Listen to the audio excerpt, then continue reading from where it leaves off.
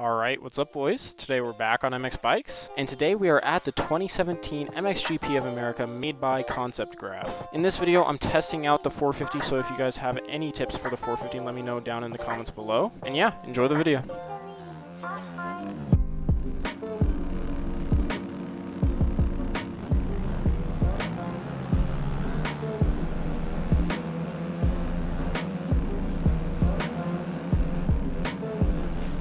Whoa.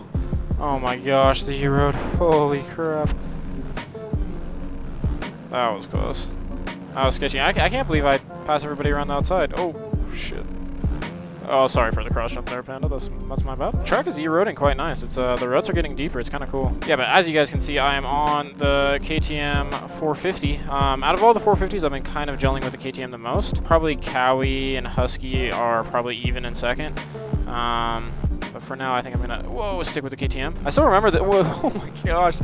I still remember this layout from 2017 when we watched the race, and then we also had it in MXGP Pro. But we don't talk about MXGP Pro around here. All right, let's see if we can get around Panda here. We're having a pretty cool battle. The E-road on this track is gnarly, man. There we go. Pass around the outside. That was sweet. Oh, the 450 is so much fun. I'm still getting used to it, and I'm still pretty bad at it. My consistency freaking sucks on the 450. Whoa. I don't like that rut there. I want to go way outside and bank off that berm, but then the rut kind of carries me into a weird spot. I don't like it. Maybe I'll have to cut under the berm and just hug it inside and go a little bit slower around the overall corner. Yeah, this track is pretty cool. I think it was made by Concept Graph, I want to say. The only weird section I'd say is this one coming up. So we have this quad, if you guys remember that. Oh, a little bit of a case. And then we have the split section, which is where it kind of starts to get weird. You have the split section. Oh, I missed it. But and then this section right here is just weird to me. This double section. I don't know. I don't really like it. It doesn't really flow, but literally everything else on the track is really, really good. I would highly recommend you guys download this track if you guys haven't already. I'll link it down below. Kind of want to wait up for these guys. That way we have a little bit more fun video, and I'm not just riding out here by myself. There he is. And throwing it fat. Oh my gosh, that was nasty. You know, maybe I shouldn't have waited up for these guys because, like I said, my consistency is pretty bad on the 450. I feel like I would have crashed enough that they would have caught up to me anyways. So we'll try to. Well, I'm gonna try and focus here and see if I can stay on two wheels. But it's very hard for me to be consistent when I'm riding and talking at the same time. Oh my gosh, this is sketchy. I don't like that inside the Panda's taking, so it's a little bit too tight for me. Oh, that was a beautiful scrub. Let's go outside here where there's no E-road. So we can carry a little bit more speed down this roller section. Yep, we're gaining time. We're gaining. Oh, Panda. Little mistake there. Oh my gosh. That was wild. Jump a little bit further. Whoa, the cross by Panda. The cross jump. Oh my gosh. Oh, and he's down. That's what you get for the cross jump. Oh, water there. That's weird.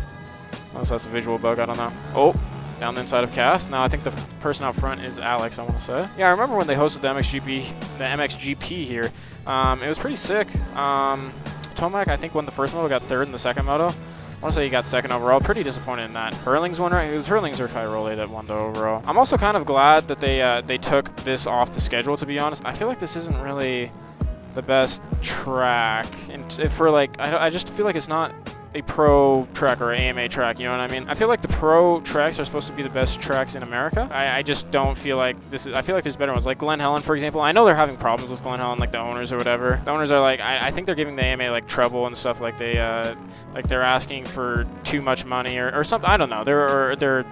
I don't know what's necessarily going on. I could be wrong. You guys can correct me in the comments below, but I'm pretty sure the owners of Glen Helen are like giving the AMA trouble, right? I don't know. Yeah, this got replaced with 2 Fox Raceways, which since they took this off the schedule, they had to replace it with another Fox Raceway, which is which honestly I don't. I like Fox Raceway better just because it has a little bit of elevation, and that's the reason why I don't like this track either for like a pro AMA track, is just because, oh, we're in the lead now by the way as well, but that's the reason why I don't like this track as a pro AMA track, is just because there's like no elevation. Other than that, it's a great track, and I feel like this is not one of the top 12 tracks in America in terms of just the track itself. I'm not saying like the facility or the owners or the management or whatever, but in terms of the track itself, I feel like this is not top 12. I feel like Fox Raceway is. I feel like it, but it shouldn't have 2 rounds in my opinion.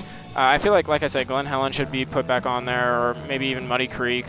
A lot of tracks are better than this one, or Fox Raceway in my opinion as well. I'm curious to see what you guys think about this track, if it should have stayed on the schedule.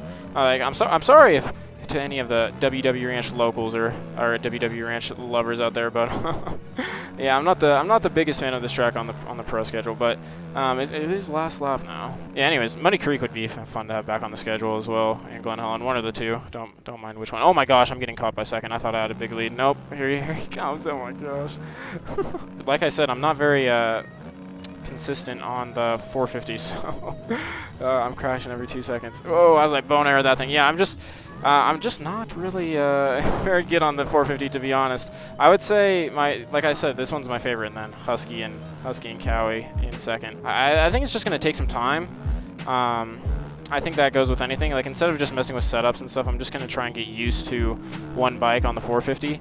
And I think that's what a lot of people try to do, is they try to blame stuff on the setup and on the settings or whatever, and they change all this stuff. But really, I think the number one most important thing is time on the bike and time on the game in general, just because I feel like everything in this game takes time to get good at, and I feel like the more time you put in, obviously the better you get. And I feel like it's like, instead of blaming it on yourself, I feel like a lot of people blame it on the bike setup or their settings. I think I'm gonna get B here. That's okay. My excuse is that I'm new to the 450. I'm not used to it. I'm still 50-50 on moving up to the 450 class. Yeah, like I was saying. Oh, wait, nope. Okay, I thought I almost. Oh no, I did get the win. He had cuts. Let's go. I think the best way to get better is time and blaming stuff on yourself rather than the bike setup and settings. If you can just figure out a way to improve yourself and improve, like, if you made a mistake and fix that yourself instead of blaming that on the bike setup and stuff, I feel like that's one of the best ways to get better. That's the tip of the day right there, is stop messing around with bike settings and setup so much until you're good enough. You know what I mean?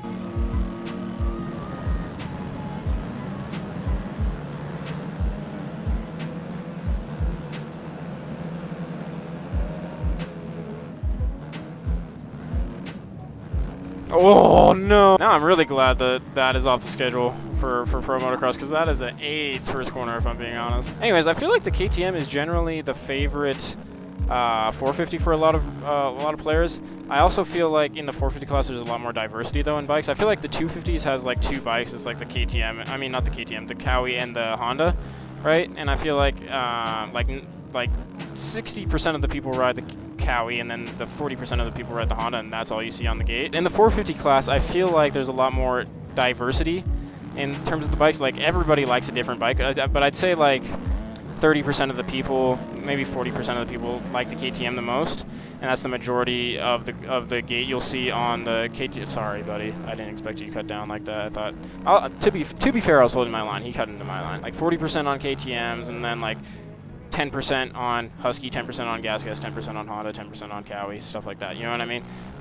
It's just like, I feel like, and then like, or maybe like 20% on Husky, 10% on Gas. You know what I mean? Yeah, which is cool about the 450s. That also tells me that the 450s are a lot harder to pick a bike on, and they're like a lot harder to come to grips with, if you know what I mean. Like, they're harder to understand and build a base.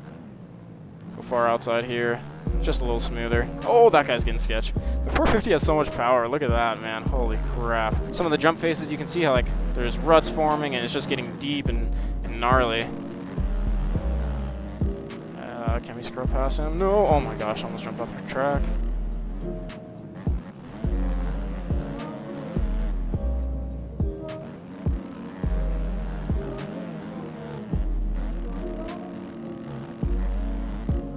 Oh, that was a little sketchy by you there, Moto Jake. Can I cut under him? This is a sick battle.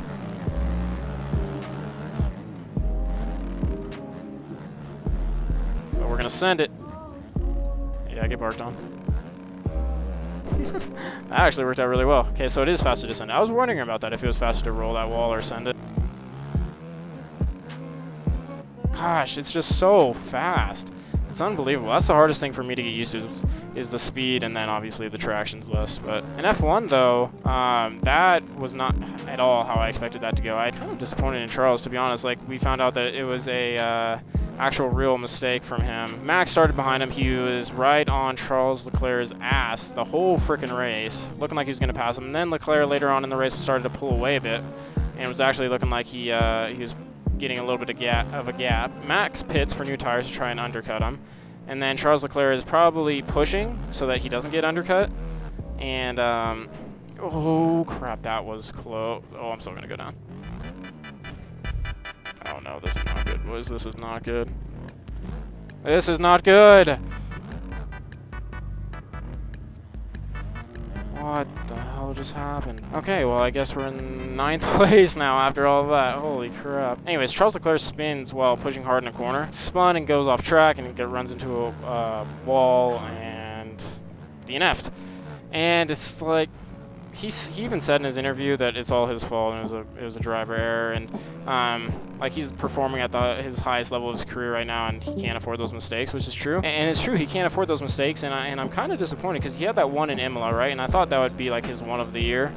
It's just, I mean, to be fair, the new cars this year are very hard to drive from what it looks like. So, I mean, you don't see Max making those mistakes at the same time, and yeah, it's just a shame. I think that's about it for the championship, if I'm being honest. I think that's gonna do it. I think Max is probably gonna win now, and my lap didn't count, so it says I'm getting lapped. That's always fun. But yeah, I think Ferrari and Charles Leclerc are almost out of it. I mean, Ferrari's, don't even get me started on Ferrari. We're not even going to talk about how stupid Ferrari is. Let's put it this way. Mercedes is freaking catching Ferrari right now, and that's crazy. I mean, Mercedes could get second in the championship, Constructors' Championship, which is just crazy. There's hope for Chase Sexton, though, which is pretty cool. He, for the first time, I think, straight up beat Eli Tomac.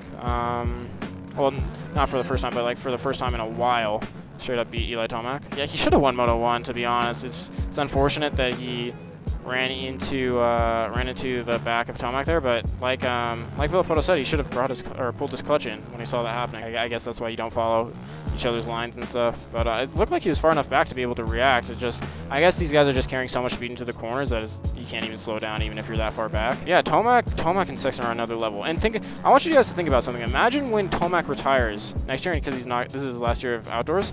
Imagine when Tomac retires and think about how much Sexton has learned and how much he's improved since he's been battling with Tomac. I mean, Sexton and Tomac are gapping the field by like 45 seconds every week now. So imagine when Tomac's not there. I mean, Sexton's going to be a freaking beast.